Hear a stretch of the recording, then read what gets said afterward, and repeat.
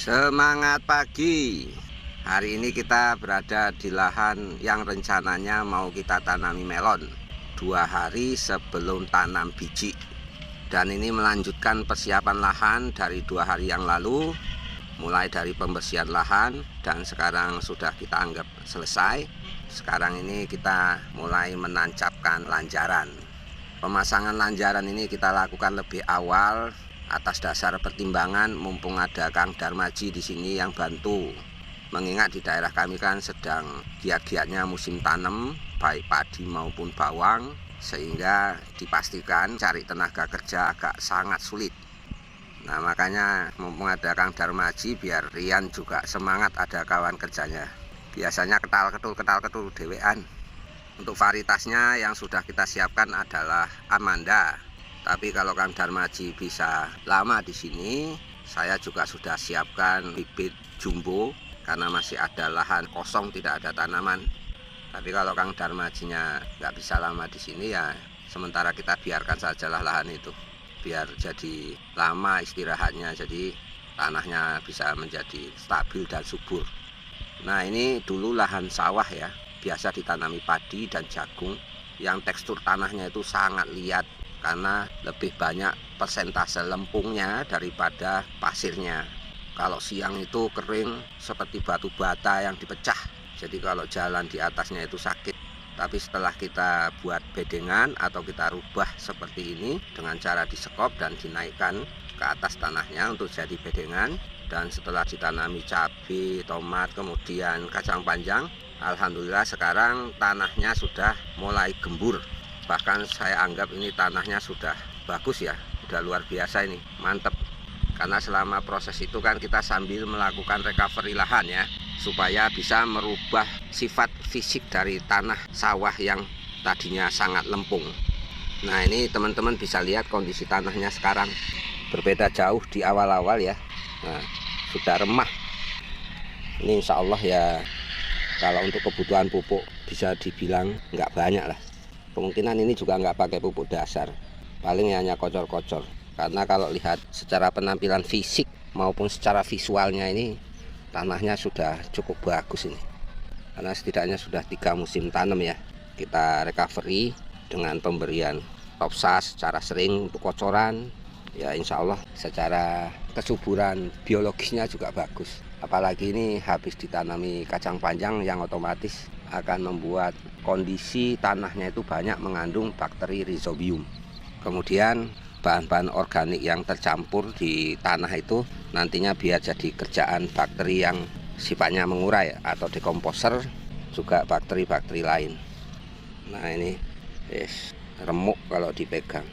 Kemudian nanti teman-teman bisa buktikan ya, kalau biasa pakai top SAS di semua lahan lah dan semua komoditi tanaman, itu biasanya kalau bekas gulma atau bekas tanaman yang terpendam atau terbenam di dalam tanah, kalau digali lagi dalam tempo tidak kurang dari 1 bulan, itu biasanya kondisinya sudah remuk ya, jadi nggak utuh karena agresivitas dari bakteri yang sudah kita aplikasikan melalui formulasi topsas. Nanti buktikan saja, misalnya kalau tanam padi kemudian kita menggunakan top SAS pada proses budidayanya, maka jeraminya itu mudah rapuh dan mudah hancur ya. Dan proses pelapukannya sempurna, berjalan dalam tempo waktu yang sangat cepat. Nah, itu apabila terus-menerus kita lakukan, maka bahan organik berupa sampah gulma maupun sisa tanaman itu akan terus terdekomposisi atau terurai. Dan apabila kondisi lahannya itu sering lembab kemudian kering, maka proses penguraian atau dekomposisinya berjalan sempurna. Apabila sering kita tambahkan pupuk SP di lahan tersebut, maka prosesnya berlanjut cepat dan hasil dekomposisinya itu lama-kelamaan akan menjadi asam humat. Jadi kita secara tidak langsung sudah membuat asam humat alami di lahan pertanaman kita.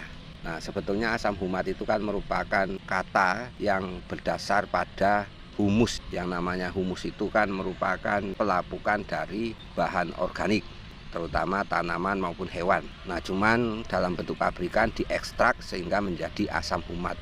Sebetulnya bahasa wong biyen nih atau nenek moyang kita itu ya humus gitu. Cuman dikerenkan jadi humat karena untuk membedakan prosesnya saja. Jadi kalau di lahan-lahan budidaya kita masih banyak humus, tinggal kita kumpulkan, kita campuri dengan pupuk SP atau pupuk yang mengandung fosfat, diperam pakai toples AS dalam waktu yang lama, kemudian direndam di air, disaring dan diekstrak, maka akan menjadi ekstrak asam humat. Nah, itu tak dudui rahasianya. Oke, ini saya tunjukkan ya, sisa tunggak atau bekas dari batang kacang panjang kami. Gede-gede. Orang Madura bilang jeraje. Ukurannya besar. Nah, ini yang belum dicabut nih. Besarnya kayak gini batangnya nih. Luar biasa. Kocoran toples AS formula baru sama Dopstar. Batangnya gede. Nah, ini yang seperti ini, ada bintil-bintil akar ini sangat bermanfaat ya.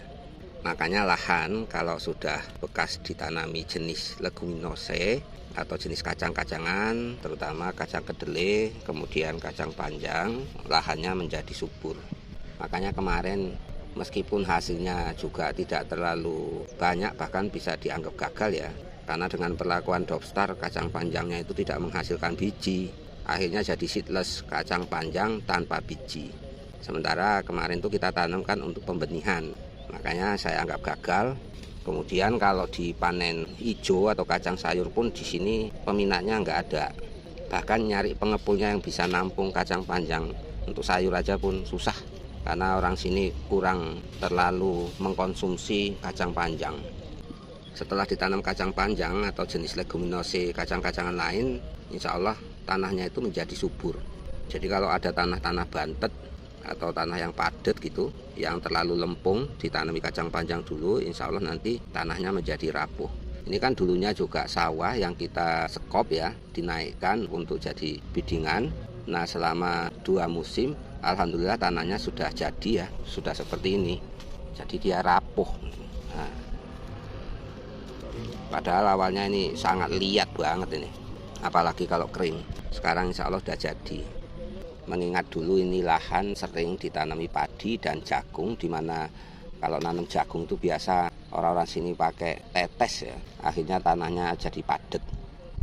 Dengan aplikasi tetes ditambah lagi dengan urea yang berlebihan, itu akan membuat tanah menjadi bantat, padat, dan kurang pori-pori udaranya. Sehingga kondisi itu bila ditanamin akan membuat tanaman itu lambat pertumbuhannya meski kita berikan nutrisi pupuk yang cukup. Karena akarnya tidak bisa berkembang akibat kepadatan dari tanahnya itu terlalu rapat, sehingga tidak menyisakan pori-pori atau rongga yang bisa menyediakan oksigen bagi akar tanaman.